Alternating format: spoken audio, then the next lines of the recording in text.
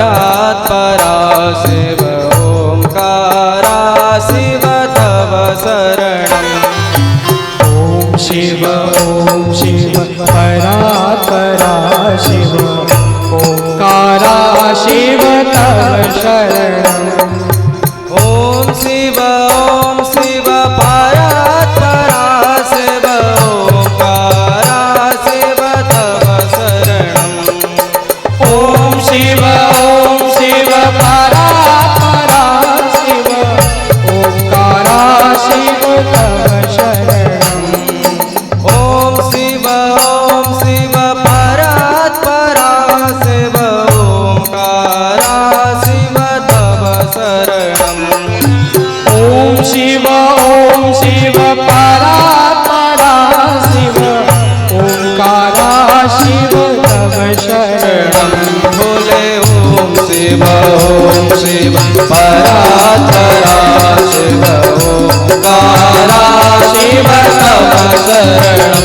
बोले ओम शिव परा शिव ओंकारा शिव तव शरणम्।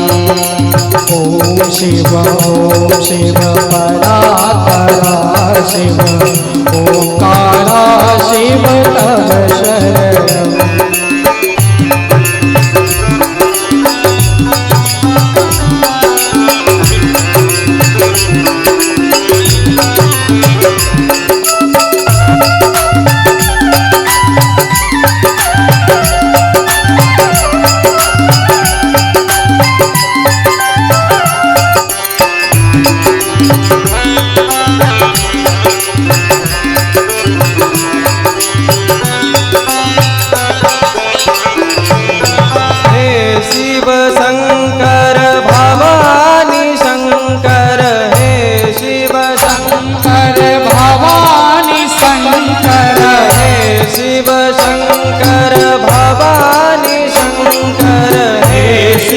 शंकर भवानी शंकर उमा महेश्वर तव शरणम्।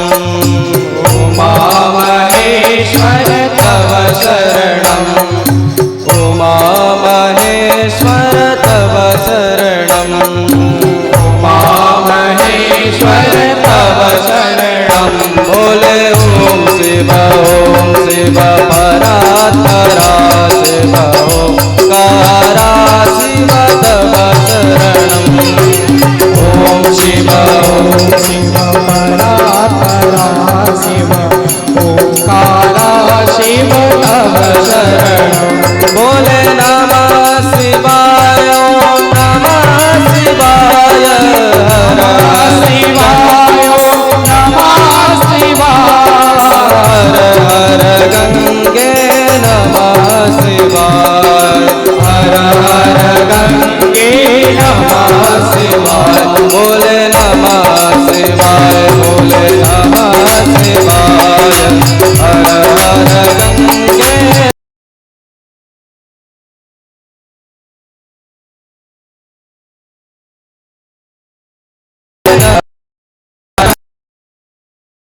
बोले हर हर गंगे नमः शिवाय बोले हर हर गंगे नमः शिवाय। बोलो शंकर भगवान की जय।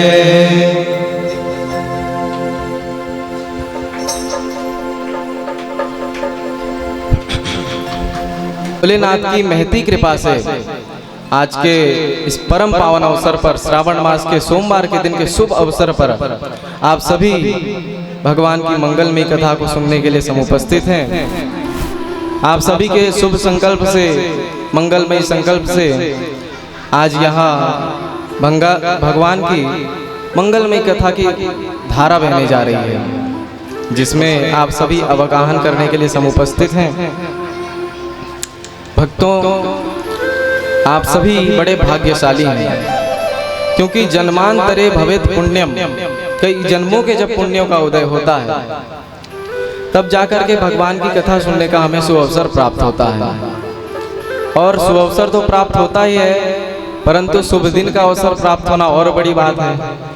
आज सोमवार भी है, श्रावण मास भी है। तो आज के दिन आप सब बैठकर भगवान की मंगलमयी कथा सुन रहे हैं, आप सभी बड़े भाग्यशाली हैं। श्रोताओं, बहुत लोग कथा सुनने की इच्छा तो करते हैं परंतु कथा में आ नहीं पाते। कई लोगों की इच्छा है कथा सुन लें परंतु भारी लग पाता। बाहरी व्यवस्थाओं में लगता है कि लाइट कैसा है, टेंट कैसा है, संगीत कैसा है, इसमें मन लग जाता है, भगवान की कथा में मन नहीं लग पाता। परंतु श्रोताओं, भगवान की कथा में आ जाना ये भगवान की कृपा है और भगवान की कथा में मन लग जाना ये भगवान की परम कृपा है। तो भगवान ऐसे कृपा वत्सल हैं जो आप सब पर आज भगवान ने कृपा की है, जो आप सब भगवान की कथा में आए हैं। मेरा निवेदन है आप सभी से कि आप सभी बड़े भाव से मन लगाकर भगवान की कथा को सुने। बोलो जय सिया राम। बीच बीच में भगवान के नामों को बोल दिया करो, क्योंकि इससे मन हमारा जो इधर उधर भटक जाता है वो कथा में पुनः आ जाता है। श्रोताओं, भगवान उसी पर प्रसन्न होते हैं जिसका मन निर्मल होता है। निर्मल मन जन सो मोहि पावा, भगवान कहते हैं। तो निर्मल मन बनाने के लिए साधन क्या है? बोले भगवान की कथा से अत्यधिक लाभकारी यदि कोई है ही नहीं। भगवान की कथा से अधिक हम निर्मल मन हम कभी कर ही नहीं सकते। एतस्माद् परम किंचिन मनः शुद्धेन विद्यते। भगवान की कथा के अतिरिक्त मन की शुद्धि के लिए और कोई अन्यथा कोई साधन है ही नहीं। इसलिए सदा सेव्या विशेषतः, इसलिए सदा ही भगवान की मंगलमयी कथा का श्रवण करते रहना चाहिए, गुणगान करते रहना चाहिए। भगवान की कथा को सुनने का लाभ क्या है? शिव पुराण में, शिव महापुराण में लिखा है कि जो भगवान की कथा को सुनता है ते मनुष्यान मंतव्या, वो मनुष्य नहीं है। मनुष्य नहीं है तो कौन है? तो बोले रुद्रा एव न संशयः। भगवान की कथा को भाव से सुनने वाला व्यक्ति मनुष्य नहीं रह जाता, अभी तो वह साक्षात शिव स्वरूप हो जाता है। ऐसी भगवान की मंगलमयी कथा की महिमा है। इसलिए बड़े भाव से आप सभी भगवान की मंगलमयी कथा में अपने मन को लगाएं। श्रोताओं, आप सभी कथा सुनने बैठे हैं अपने अपने उद्देश्य को लेकर कि हमें यह मिल जाए, और कई लोग निष्काम भावना से बैठे हुए हैं। परंतु श्रोताओं, भगवान की कथा से सब तो मिलता ही है, परंतु एक फल ऐसा है जो तुरंत मिल जाता है सुनते साथ ही। वह क्या है? शांति। कथा सुनते ही मन शांत हो जाता है। भगवान की कथा का यह तत्काल फल सभी को प्राप्त हो जाता है। अतः आइए श्रोताओं, हम बड़े भाव से भगवान की मंगलमयी कथा में प्रवेश करें, कथा सुधा में प्रवेश करें। श्रोताओं, नैमिषारण्य तीर्थ में सौनक आदि ऋषियों को सूत जी भगवान की कथा सुना रहे थे। सूत जी कौन है? परम विद्वान है, वक्ता है, जिन्होंने 18 पुराण का वाचन किया। और सौनक जी कौन है? श्रोता है। श्रोता कैसे हैं? परम कुशल श्रोता। कथामृत रसास्वाद कुशलः शौनकः। कथामृत का रसास्वादन करने में परम कुशल है सौनक जी। और श्रोता और वक्ता को ऐसा ही होना चाहिए। वक्ता सुनाने में कुशल हो और श्रोता भगवान की कथा सुनने में कुशल हो। और जब ऐसे श्रोता और वक्ता का सहयोग होता है तो दिव्य ज्ञान की धारा बहने लगती है।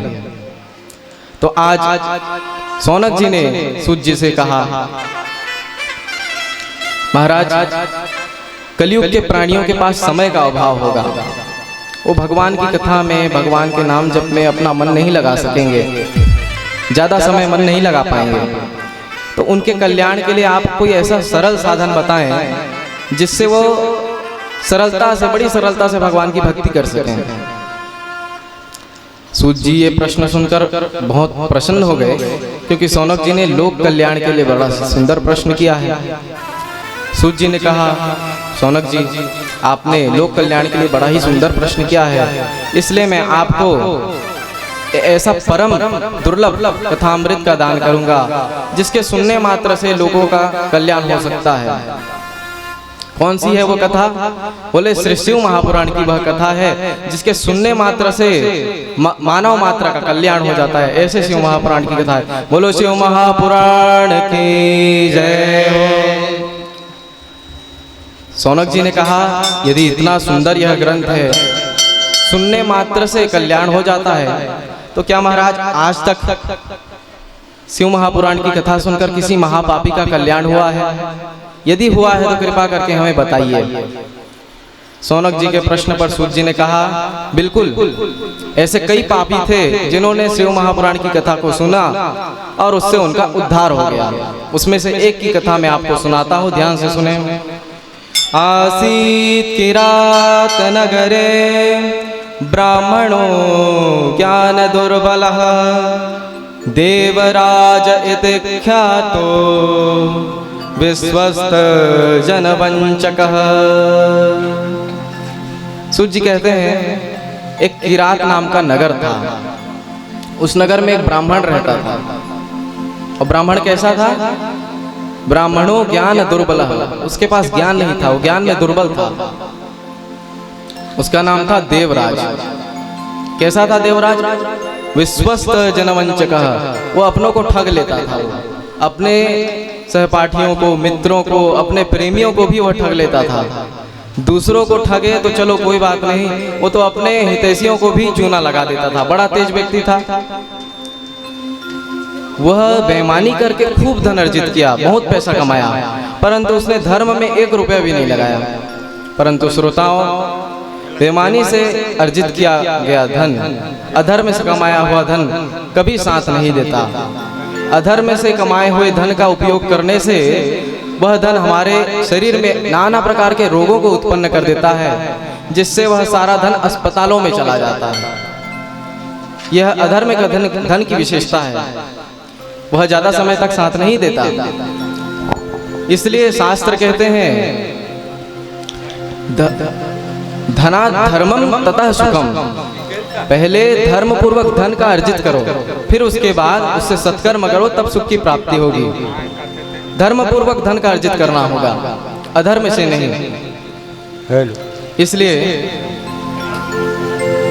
सभी को धर्म पूर्वक धन का अर्जित करना चाहिए और सभी को अपने धन का कुछ हिस्सा धर्म में लगाते रहना चाहिए। जैसे आज आप सभी ने थोड़ा थोड़ा मदद करके आज भगवान की मंगलमयी कथा में आपने सहयोग किया है, धर्म में अपना धन लगाया है, इससे आपका अवश्य ही बहुत लाभ होगा।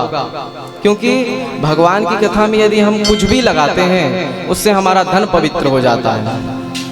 हम भगवान को पैसे क्यों चढ़ाते हैं? क्या भगवान को पैसे की आवश्यकता है? बिल्कुल नहीं। हम भगवान को पैसा तो इसलिए चढ़ाते हैं क्योंकि भगवान को पैसा चढ़ाने से हमारा धन में जितने दोष होते हैं वो सब दोष भगवान हर लेते हैं और हमारा धन पवित्र हो जाता है। तो इसलिए सदा ही धर्म में हमें रति रखना चाहिए, सदा धर्म कार्यों को करते रहना चाहिए। देवराज जो था वो तो कभी धन अपना धर्म में लगाया नहीं, केवल कमाता गया और गलत काम करता गया। उसकी इसी कारण से उसकी बुद्धि पलट गई। एक दिन उसने एक तालाब में एक वेश्या को नहाते हुए देख लिया। इससे उसका मन विकार में आ गया, उसके मन में विकार आ गया और उसे देखकर वह उसके पीछे भागने लगा और कहने लगा कि मैं आपके साथ रहना चाहता हूँ। अब उस वेश्या ने भी कह दिया कि आपके परिवार हैं भाई, आप कैसे मेरे साथ रहोगे? तो देवराज ने कहा, मैं अपने परिवार को छोड़ दूंगा, सब छोड़ दूंगा, तुम्हारे साथ रह लूंगा। वेश्या भी मान गई। अब वो दोनों साथ में रहने लगे। इस प्रकार से वह कुकर्म करने लगा।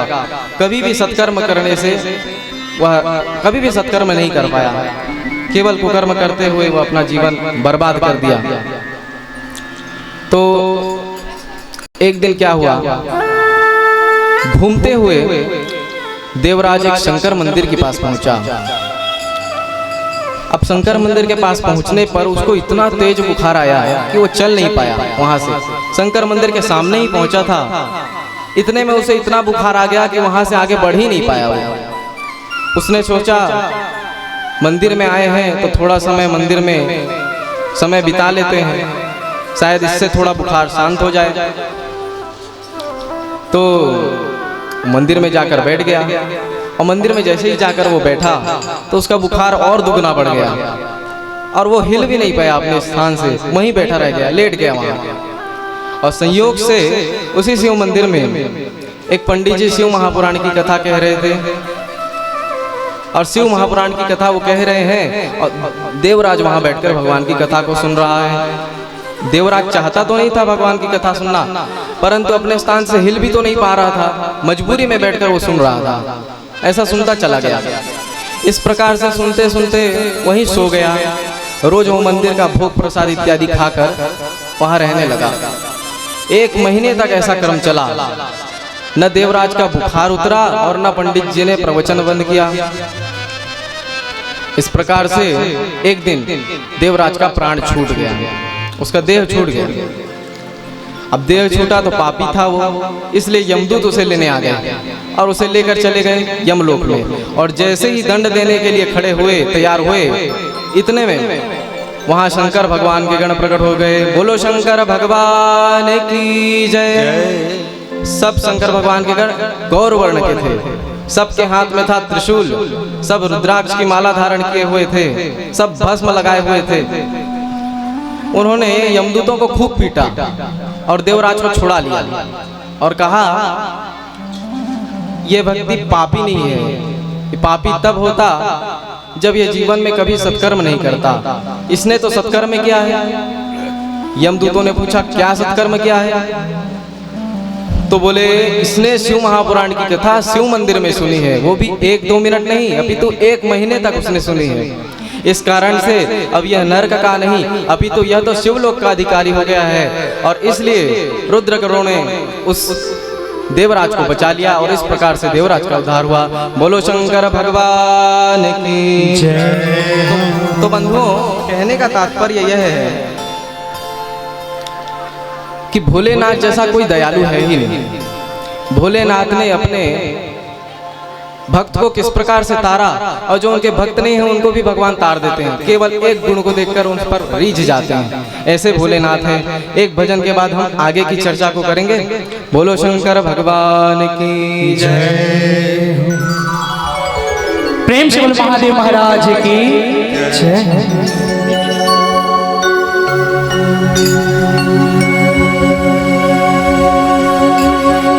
भोले तेरी कृपा से युग आते युग जाते हैं, युगों युगों से ब्रह्मा विष्णु हे शिव तेरे गुण गाते। भोले तेरी कृपा से युग आते।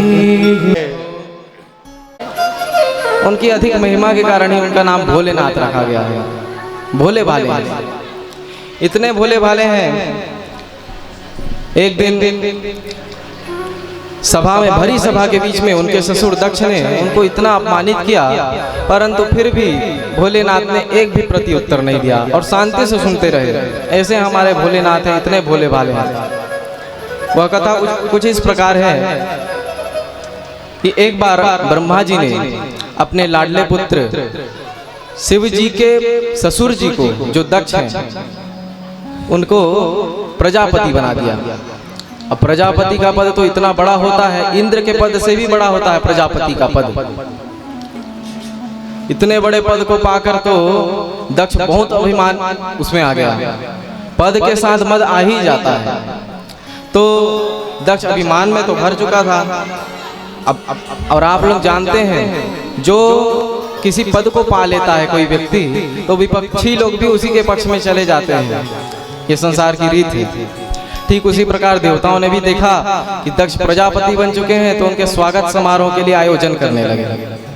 बड़ा भव्य स्वागत समारोह का देवताओं ने आयोजन किया दक्ष के लिए।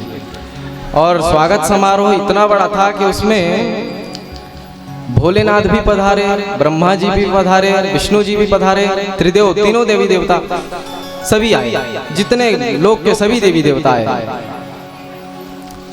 और ऐसी सभा में जब प्रजापति दक्ष प्रवेश किया तो सबने खड़े होकर उसको प्रणाम किया, अभिवादन किया यथा योग्य। परंतु अभिमानी का स्वभाव यह होता है कि हजारों लोग उसे दंडवत प्रणाम करें, उस पर उसका ध्यान नहीं जाएगा। जो उसे नमस्कार नहीं करेगा उसे जरूर घूर के देखेगा कि यह कौन है जो मुझे नमस्कार नहीं कर रहा है। तो दक्ष की भी नजर 3 लोगों पर पड़ी। 3 लोग बैठे हुए थे, ब्रह्मा विष्णु महेश सबसे बड़े पद के हैं, इसलिए वो नहीं उठते कभी, वो बैठे हुए थे।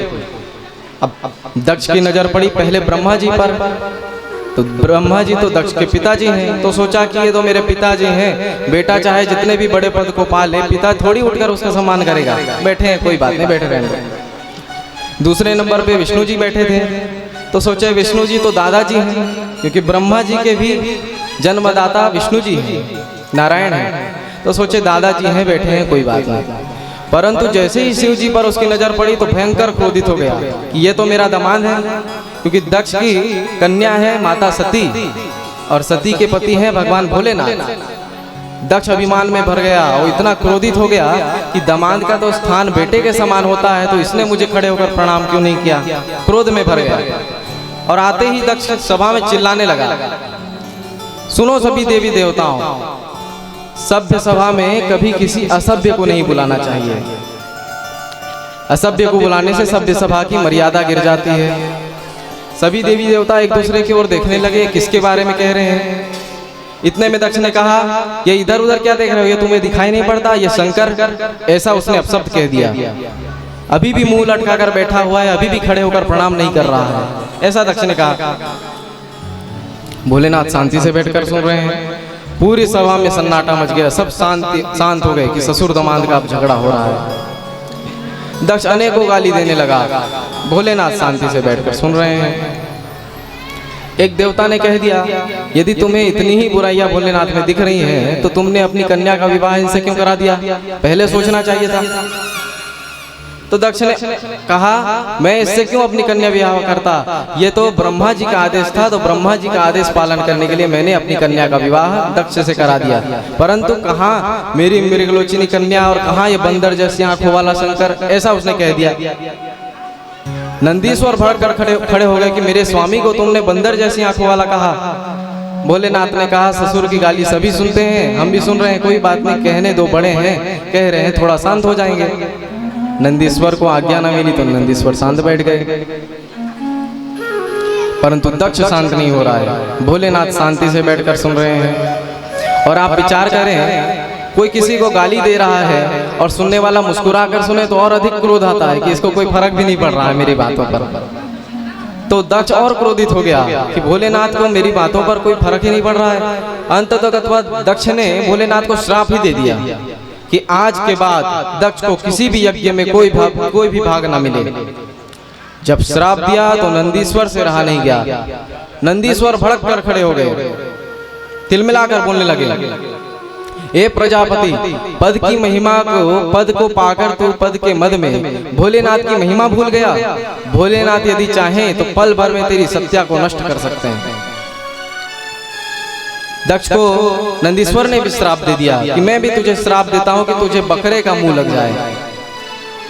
अब नंदीश्वर के श्राप सुनकर दक्ष के पक्ष में भृगु जी खड़े हो गए, क्योंकि दक्ष भृगु जी के यजमान है, तो यजमान का पक्ष पंडित जी लेते हैं। भृगु जी उनका पक्ष लेकर खड़े हो गए और बोलने लगे, हे नंदीश्वर, इस ससुर दामाद का झगड़ा है, इसमें तू बीच में क्यों बोला।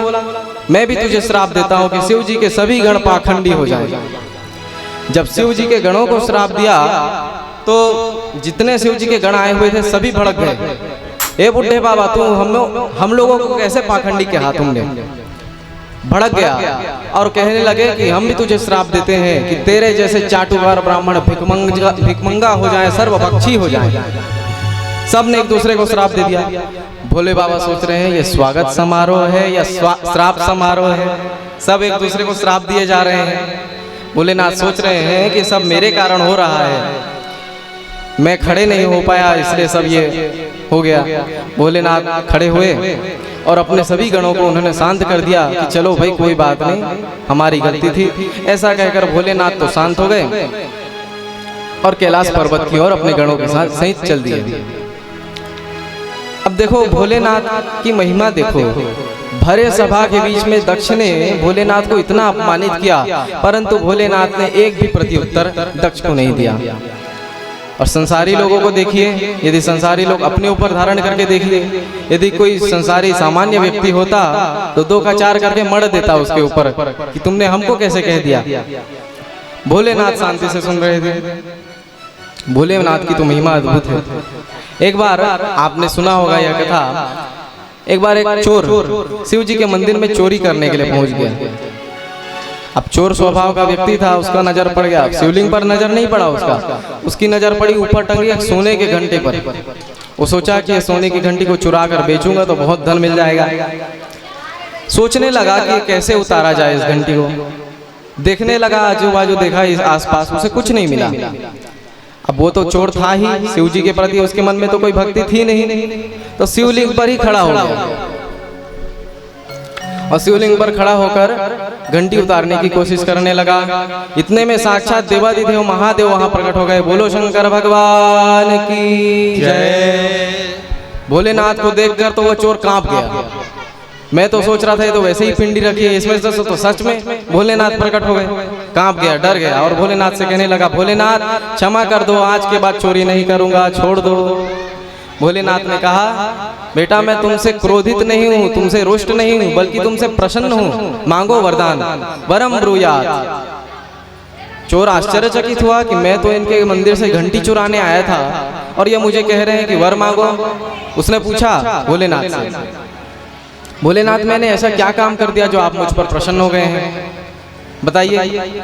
भोलेनाथ ने कहा, आज तक मुझे ऐसे कई भक्त मिले जो मुझे जल चढ़ाते हैं, फल चढ़ाते हैं, फूल चढ़ाते हैं, पुष्प चढ़ाते हैं, इत्यादि जो भी चढ़ाते हैं, परंतु तू ऐसा पहला भक्त मिला जो पूरा का पूरा खुद ही चढ़ गया। ऐसा भक्त आज तक मुझे मिला ही नहीं, इसलिए मैं तुझ पर प्रसन्न हूँ, मांग जो मांगना है। तो भोलेनाथ ऐसे परम दयालु हैं जो सब पर कृपा बरसाते हैं। वो कभी किसी के अवगुणों को देखते नहीं हैं, वो देखते हैं किसमें यदि थोड़ा भी गुण यदि दिख गया तो बस उस पर कृपा कर देते हैं। ऐसे परम दयालु कृपालु भोलेनाथ हैं। एक बार सांप बिच्छू रोते हुए भोलेनाथ के पास पहुंचे कि भोलेनाथ हमको सब मार पीट कर भगा देते हैं, हम किसी के घर में जाते हैं तो हमारा मुंह कुचल कर मार देते हैं क्योंकि हमारे अंदर विष है। भोलेनाथ ने कहा, विष तो हमारे भी कंठ में है, ऐसा करो तुम दुनिया वालों को छोड़ो, तुम हमारे पास ही आ जाओ। और ऐसा कहकर सांप बिच्छुओं को ही उठाकर अपने देह में धारण कर लिया और भुजगेंद्र हारम बन गए भोलेनाथ। सर्पों को अपने गले में धारण कर लिया, बिच्छुओं को अपने कान में धारण कर लिया। इस प्रकार से भोलेनाथ ने सांप बिच्छुओं को भी अपने शरण में रख लिया। ऐसे अशरण शरण है भोलेनाथ। ये देखकर एक दिन भूत प्रेत भी पहुंच गए भोलेनाथ के पास कि हमारा भी कुछ काम बन जाए। बोले, भोलेनाथ हम जहाँ भी जाते हैं हमें लोग भगा देते हैं, भूत प्रेत से सब डरते हैं, हमें कोई देख नहीं पाता, हमें खाना भी नहीं मिल पाता, हम भूखे फिरते रहते हैं, क्या करें, किसके पास जाएं? भोलेनाथ ने कहा, तुम दुनिया वालों को छोड़ दो, तुम हमारे पास आ जाओ, तुम्हारा ही घर समझो। तो भोलेनाथ ने अपना गण ही बना लिया, भूत प्रेतों को ही अपना गण बना लिया। और भोलेनाथ ने अपने विवाह में भी उन्हें साथ में ले गए, साथ में ले जाकर विवाह में उन्हें खूब आनंद दिलाया। ऐसे भोलेनाथ हैं जो अशरण को भी शरण देते हैं। तो दिन में भक्तों की भीड़ होती है भोलेनाथ के पास और रात में भूतों की भीड़ होती है भोलेनाथ के पास। ऐसे परम दयालु भोलेनाथ हैं जो सब पर कृपा करते हैं। बोलो शंकर भगवान की जय।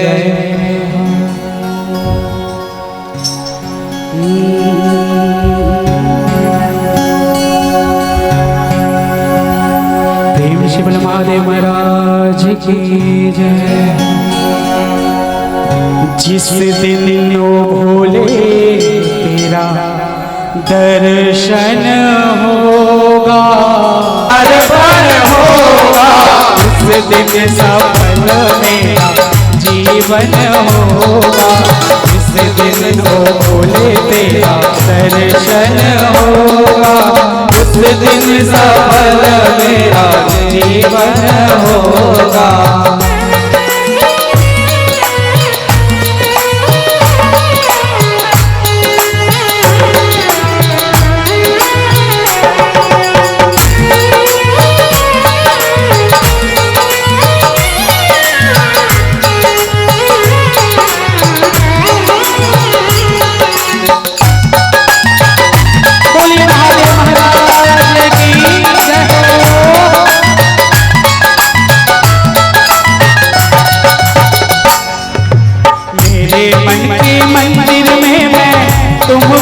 बिठाऊंगा, मेरे मन के मंदिर में मैं तुमको बिठाऊंगा, मन में बिठा के प्यारा भोग लगाऊंगा, मन में बिठा के प्यारा भोग लगाऊंगा।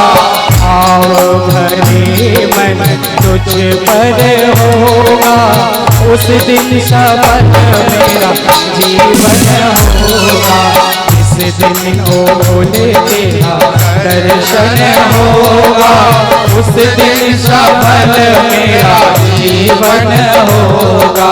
तन मन मेरा सब कुछ तुझको अर्पण होगा, तन मन मेरा सब कुछ तुझको अर्पण होगा, उस दिन सफल मेरा जीवन होगा, इस दिन ओ भोले तेरा दर्शन होगा, उस दिन सफल मेरा जीवन होगा।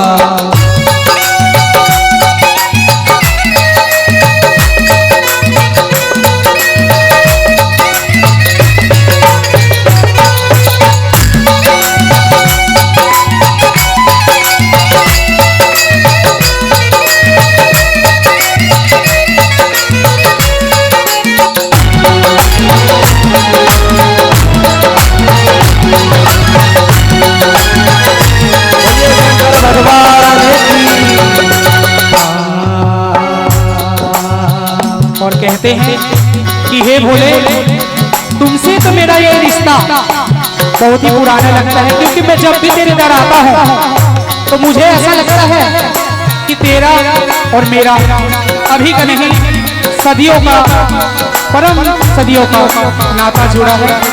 और एक भक्त यही महादेव से कहता है, तेरा मेरा रिश्ता भोले बहुत है पुराना, तेरा मेरा नाता भोले बहुत है पुराना, तेरे ओ भोले देखो भूल मत जाना, मेरे ओ भोले देखो भूल मत जाना, तेरा मेरा रिश्ता तेरा मेरा रिश्ता भोले बहुत है पुराना, मुझको भोले मुझे भूल मत जाना।